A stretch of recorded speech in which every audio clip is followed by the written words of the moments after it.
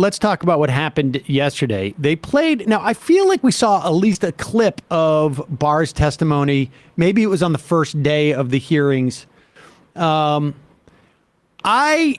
a lot of people who are angry at Bill Barr because there's such a quality of this, and we're seeing this with actually a lot of the Republicans who have testified, of like, I use this example, less because they were Nazis, but more because they were German soldiers after losing World War II. They would burn their uniforms so that they could not, they're basically escaping responsibility for what they did. There's a little bit of that going on here with Bill Barr, just a little bit. But I also think there's something even more nefarious going on with this Bill Barr testimony. Besides the book deal. Besides the book deal, besides all of it. But here is his testimony. And remember, there is talk of hoping that the Department of Justice is going to charge Donald Trump. What he could be charged with, well, let's talk about it after this. I had a later meeting scheduled at the White House at 3:00 with Meadows. This was previously scheduled, so I knew this was going to come up, and I went over there, and I told my secretary that I thought I would probably be fired and told not to go home. I mean, not to go back to my office. So I said, you might have to pack up for me. And so when I got over there, I met with the chief of staff. He said the president was angry. He didn't really get into the issue of the fraud. And then I went up to Pat Cipolloni's office, and we were talking with each other. And word came down that he wanted us both to go to the Oval. And the president was as mad as I've ever seen him, and he was trying to control himself. And the president said, well, this is, killing me. You didn't have to say this. You must have said this because you hate Trump. You hate Trump. And then he raised the big vote dump, as he called it, in Detroit. And that, he said people saw boxes coming into the counting station at all hours of the morning and so forth. And I explained to him that I at that point, I knew the exact number of precincts in Detroit. I think it was 630 something. I said, Mr. President, there are 630 precincts in Detroit, and unlike elsewhere in the state, they centralized the counting process, so they're not counted in each precinct. They're moved to counting stations, and so the normal process would involve boxes coming in at all different hours. So there's nothing. And I said, did anyone point out to you, did all the people complaining about it point out to you, you actually did better in Detroit than you did last time? I mean, there's no indication of fraud in Detroit. And I told him that the stuff that his people were shoveling out to the public was bullshit. I mean, that the claims of fraud were bullshit. And, he was indignant about that. Now, he goes on to say, do we have the part to say where he's not in reality? Yeah, there's more to this. There's more to this because, and just as we get that clip, this is Bill Barr. Now remember that Bill Barr did not ultimately resign for weeks after this. And in the lead up to the election, he was making claims, seemingly at the behest of Trump and the media, that there was going to be fraud via the mail-in ballots all the time, laying the groundwork for this kind of stuff. Setting the table constantly setting the table for the idea that fraud was going to take place. But this is the important part, and I think this is the more nefarious part. Obviously, Bill Barr is up here. He's trying to pretend like, well, I was the only reasonable person in the room, despite the fact that, we had set it up so much that all we needed was anything that was even remotely smelling of this. Now, of course, we should also say the idea that it didn't seem odd to him that Trump was referring to himself in the third person is also, I think, worth noting. Yeah. Now, as we all know in this office, you don't mess with Seder. Right. Yeah, you can get used to that, actually. You don't mess with Seder. We have to say, we love Seder. Right. We love Seder, not we hate Seder. I say we love Seder, too. Let's go. Loyalty. But here's the point where I think Bill Barr is actually both covering his ass and Donald Trump's. he went off on a monologue saying that there was now definitive evidence involving fraud through the Dominion machines. And I was somewhat demoralized because I thought, boy, if he really believes this stuff, he has, lost contact with he's become detached from reality if he really believes this stuff.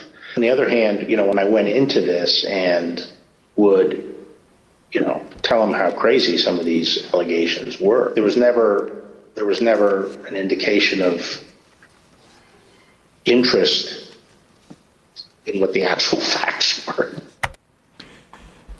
So this point where he says he was divorced from reality, to the extent that there's any legal jeopardy for Donald Trump in terms of attempting to statutes about defrauding the United States government or an agency of the United States government, it is his awareness that he was lying or attempting to defraud the government. And when Bill Barr floats the idea that he was detached from reality, it suggests that he could not have known, if he's detached from reality, that in fact he lost. And therefore pursuit of what was a big lie, it doesn't become a big lie in terms of a legal perspective. It becomes a big delusion. Why would he want to protect Trump? He's already capitalizing on divorcing himself from that, wrote a big book, decided to go off in the testimony. And also this kind of implicates him, because if Trump was detached from reality and he had those weeks afterwards where he was still in the administration, why did he not seek the 25th Amendment? They were talking about it. They found, I think there's been testimony already that the 25th Amendment, they figured that it wouldn't work. But Bill Barr has just said, I gave him the facts. He didn't want to hear them because he's detached from reality. Why would Bill Barr want to avoid Donald Trump being prosecuted? Because if Donald Trump is prosecuted and actually thinks he's in any type of legal jeopardy, he's going to take anyone around him and find every single thing he has about them and throw it at the DOJ as a way of saving his own skin. So I imagine Bill Barr knows that there were things that went on in that White House that would not be healthy for him, as well as Donald Trump. And so Bill Barr gets out there. He has his cake. I was the reasonable one. I was on team reasonable in the White House, as opposed to, Rudy Giuliani, stuck in a bottle. And but at the same time, I'm also protecting Donald Trump by floating his defense. And his defense is, no, it was not in touch with reality. Yeah, I don't think that's implausible. I was just working it out. Bill Barr never says a word publicly that doesn't suit him. He is a lawyer through and through in that respect. And I mean, this is a guy, let's remember, here's a guy on one hand saying he was completely detached from reality. Here's what he said with what guy from NBC? Lester Savannah Holt. Guthrie. This was with Savannah Guthrie. Oh, it was? This Today Show interview. Savannah Guthrie. Here it is. Finally, you say in your book it's time for the party to move on from Trump. Liz Cheney has said he is not fit to serve and should not be ever near the Oval Office again. Do you agree with that?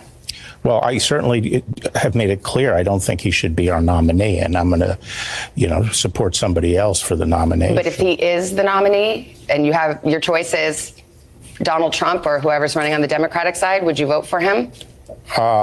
Because I believe that the greatest threat to the country is the progressive agenda being pushed by the Democratic Party. It's inconceivable to me that I wouldn't vote for the Republican nominee. So even if he lied about the election and threatened democracy, as you write in your book, it's better than a Democrat. It's hard to project what the facts are going to turn out to be 3 years hence. But as of now, it's hard for me to conceive that I wouldn't vote for the Republican nominee. Yeah. But that must have been before all this evidence was presented and before we had a full understanding of the scope of how, Trump was coordinating with these shady groups and what the insurrection actually meant. I'm sorry. I'm looking at the date of that, and that was actually after all that. What? I know. Shocking. Shocking. Bill Barr, not your friend. Just a reminder. Also, for that matter, Liz Cheney, not your friend.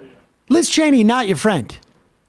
You can be excited all you want at her performance in this committee hearing, but do not kid yourself about Liz Cheney.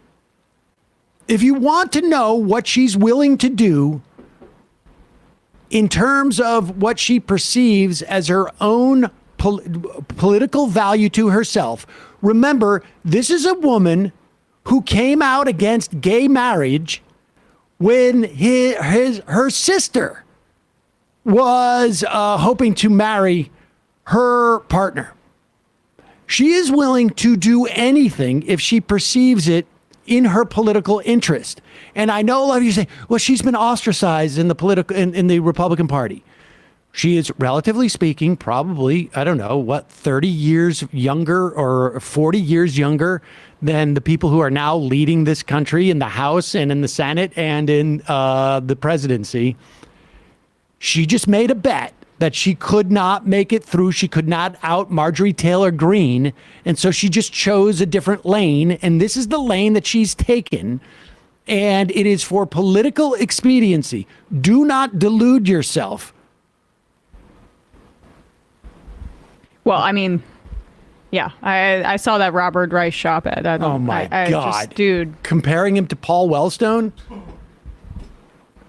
No, the Liz Cheney for president. Lunacy. And I like Reich. That's I don't get it. Well, don't let this break your brain, basically.